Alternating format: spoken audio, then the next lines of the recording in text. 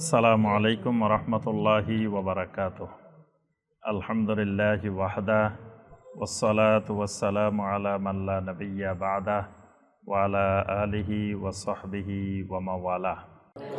সম্মানিত ভাই ও বোনেরা, আপনারা আগে আমাদের প্রচারে বিজ্ঞাপনে দেখেছেন যে আমরা আজকে কি বিষয়ে আলোচনা করব, এবং আমাদের সম্মানিত উপস্থাপক তিনিও বলেছেন যে কি বিষয়ে আমাদের ধারাবাহিক আলোচনা চলবে। তো যে বিষয়টির উপরে আলোচনা হবে, বিষয়টি হলো কবিরা গুনাহ। আমরা সবাই কিন্তু কবিরা গুনাহ এই শব্দটার সাথে আমরা সবাই পরিচিত। যে কোনো সময় দোয়া করার সময় আমরা বলি যে আমার কবিরা সগীরা সকল গুনাহ আল্লাহ আপনি মাফ করে দেন। তাহলে বোঝা যায় যে আমরা বুঝি যে গুনাহ, এক ধরনের গুনাহ আছে যে গুনাহগুলোকে বলা হয় কাবীরা। কাবীরা মানে বড়, আর সগীরা মানে ছোট। তো প্রথমত একজন ঈমানদারকে ভালো জিনিস সম্পর্কে, যেমন ঈমান আনা ফরজ, জানা ফরজ, এর বিপরীতে খারাপ বিষয়গুলো, খারাপ জিনিসগুলো সম্পর্কেও জ্ঞান অর্জন করা ফরজ। কারণ কবিরা গুনাহগুলো খারাপ, একটাও ভালো না। কবিরা গুনাহ মানে কি? খারাপ। এর মধ্যে কোনো ভালো কিছু নাই, সম্পূর্ণটাই খারাপ জিনিস।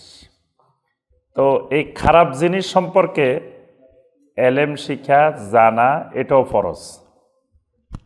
কারণ গুনাহ সম্পর্কে না জানলে তা আমি গুনাহ থেকে বিরত থাকবো কিভাবে, গুনাহ থেকে বাঁচবো কিভাবে? গুনাহ থেকে বাঁচা একজন মুমিনের জন্য ফরজ, গুনাহমুক্ত থাকা, গুনাহমুক্ত থাকা। কিন্তু দেখা যায় আমরা চেষ্টা করলেও গুনাহমুক্ত পুরোপুরি থাকতে পারি না। কিন্তু ইচ্ছাকৃতভাবে গুনাহ করা যাবে না, চেষ্টা করতে হবে যথাসম্ভব, সর্বোচ্চ শক্তি দিয়ে চেষ্টা করতে হবে গুনাহ থেকে মুক্ত থাকার। তো গুনাহ থেকে মুক্ত থাকতে হলে গুনাহ সম্পর্কে জ্ঞান অর্জন করা জরুরি। আরেকটা হলো কবিরা গুনাহ, যেগুলো এই কবিরা গুনাহের জন্য কেউ যদি তাওবা না করে মারা যান, তাহলে কবরে তার শাস্তি হবে, হাসরে তার এই কবিরা গুনাহের জন্য শাস্তি হবে। তাহলে অবশ্যই মৃত্যুর আগে কবিরা গুনাহগুলো থেকে তওবা করতেই হবে। তাহলে মৃত্যুর আগে বলতে আমরা বয়স 60-70 বছর হইলে তখন করে নিব, এরকম। কারণ মৃত্যুর যেহেতু নিশ্চয়তা নাই, যে কোনো বয়সে যে কোনো সময় আসতে পারে, এজন্য তওবাটা এখনই করে রাখতে হবে। এই তওবা করার ক্ষেত্রে কাল বিলম্ব করার সুযোগ নাই। এখন তওবা কিভাবে করব? তওবা করার আগে মূল কাজ যেটা, সেটা হলো আমার মধ্যে কয়টা কবিরা গুনাহ আছে এটা নির্দিষ্ট করতে হবে। আমাকে আগে খাতা কলম নিয়ে হিসাব নিয়ে বসতে হবে। এই কাজটা বাংলাদেশে না, পৃথিবীতেও মুসলমানদের মনে হয় 1 কোটির মধ্যে একজনে করে কিনা, এটা আল্লাহ সুবহানাহু ওয়া তাআলা ভালো জানেন। আগে কবিরা গুনাহ থেকে তওবা করার নিয়ম হলো আগে আমাকে হিসাবটা করতে হবে না আমার মধ্যে কয়টা কবিরা গুনাহ আছে। হিসাববিহীন গড়ে ঢালাওভাবে সব কবিরা গুনাহগুলো থেকে তওবা করলে এটা তওবা হিসাবে গ্রহণযোগ্য হবে না। প্রত্যেকটা কবিরা গুনাহকে আলাদা আলাদা করে তওবা করতে হবে, কারণ এক একটা কবিরা গুনাহ তওবার ধরন হবে এক এক ধরনের। সব কবিরা গুনাহর তওবা এক ধরনের হবে না, কারণ এই কবিরা গুনাহর মধ্যে কিছু কবিরা গুনাহ আল্লাহ সুবহানাহু ওয়া তাআলার হকের সাথে সম্পৃক্ত, কিছু কবিরা গুনাহ বান্দার হকের সাথে সম্পৃক্ত, কিছু কবিরা গুনাহ আল্লাহর হকের সাথেও আছে, বান্দার হকের সাথেও আছে। তাহলে বিভিন্ন রকমের কবিরা গুনাহ আছে। তাহলে বিভিন্ন রকমের কবিরা গুনাহর তওবাও হবে বিভিন্ন রকমের। তো এজন্য প্রথম কাজ আমার মধ্যে কয়টা কবিরা গুনাহ আছে এটা আগে বের করতে হবে, তারপরে তাওবা। গুনাহে বের করতে পারলাম না, তো তাওবা কিসের উপরে? আগে তো গুনাহ নির্দিষ্ট করব, তারপরে যাই আমার তাওবার পদ্ধতি খুঁজতে হবে যে এই গুনাহটা আমার মধ্যে আছে, এখন এই গুনাহটা তাওবা কিভাবে হবে। এই জন্য এই কবিরা গুনাহ সম্পর্কে জ্ঞান অর্জন করা ফরজ। প্রত্যেক মুমিন মুমিনাতের জন্য কবিরা গুনার উপরে জ্ঞান অর্জন করা ফরজ। যুগে যুগে আমাদের সালাফে সালেহিনেরা কবিরা গুনার উপরে কিতাব লিখে গেছেন। শুধু কবিরা গুনার উপরে অসংখ্য কিতাব রচিত হয়েছে। শুধু কবিরা গুনাহগুলোকে আলাদা করে যুগে যুগে কিতাব রচনা করেছেন। তন্মধ্যে যেই কিতাবটি সমগ্র পৃথিবীতে সকল দল মত পথ সবার কাছে গ্রহণযোগ্য কবিরা গুনার যে বইটা, সেটি হলো ইমাম শামসুদ্দিন মুহাম্মদ বিন উসমান আয-যাহাবী রাহিমাহুল্লাহ, যিনি 748 হিজরিতে মৃত্যুবরণ করেছেন। ইমাম যাহাবী নামে সারা পৃথিবীতে পরিচিত। উনি এমন একজন আমাদের সালাফ ছিলেন, যার কিতাব না পড়ে পৃথিবীতে কোনো আলেম হইতে পারে না, কোনো মুফতি হইতে পারবে না, যদি এই ইমাম যাহাবী রাহিমাহুল্লাহর কিতাবাদি না পড়ে। প্রত্যেক সেক্টরে তার কিতাব আছে। তোর মধ্যে সবচাইতে প্রসিদ্ধ কিতাব হলো সিয়ারু আলামিন নুবালা। তিনি সাহাবাই কেরামদের, তাবেঈনে কেরামদের, তাবেঈনে কেরামদের জীবনী লিখেছেন। হাদিস বর্ণনাকারী মুহাদ্দিসিনদের জীবনী বর্ণনা করেছেন। এজন্য হাদিস সহিহ না জাল, হাদিস সহিহ না দঈফ, এটা কোনো মুহাদ্দিস নির্ণয় করতে হলে ইমাম যাহাবী রাহিমাহুল্লাহর সিয়ারু আলামিন নুবালা, মিজানুল ইতিদাল এই কিতাবগুলো পড়ে তারপরে বের করতে হয়। তো ইমাম যাহাবী রাহিমাহুল্লাহ আলাদা করে একটা কিতাব রচনা করে গেছেন, কিতাবুল কাবায়ের। এটার নামে শুধু কবিরা গুনাহ। তো এটার মধ্যে তিনি ইবনে আব্বাস রাদিয়াল্লাহু তাআলা আনহুমার বর্ণিত যে কবিরা গুনার সংখ্যা 70টি বা 70টির বেশি। ইবনে আব্বাস রাদিয়াল্লাহু তাআলা আনহুমা বলছেন কবিরা গুনাহ 70টিরও বেশি। তো ইমাম যাহাবী রাহিমাহুল্লাহ এই কিতাবে 70টি কবিরা গুনাহ তিনি বর্ণনা করেছেন। বলছেন যে এই 70টি কবিরা গুনাহের ব্যাপারে পৃথিবীর কোনো আহলুল এলেমের দ্বিমত নাই। অর্থাৎ সমস্ত আহলুল এলেমের ঐক্যমতেই এই 70টা গুনাহ কবিরা গুনাহ। এরপরে কিছু আছে, এগুলা নিয়ে ইখতিলাফ আছে।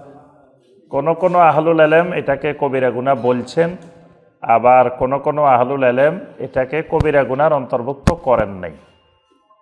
কিন্তু 70টা একেবারে সবার ঐক্যমতে। তাহলে আমাদেরকে আগে এই 70টা কবিরা গুনাহ জানতে হবে। জানার পরে কাজ হইল এই 70টা নিয়ে বসতে হবে, আমাদেরকে সবাইকে নিজে নিজে বসতে হবে। বসে আমাকে বের করতে হবে এই 70টার মধ্যে আমার ভিতরে কোনো একটা আছে কিনা, নাকি 70টাই আছে। এমন মুসলিমও পাওয়া যাবে যার মধ্যে 70টাই আছে, এরকম মুসলিমও বর্তমানে আছে।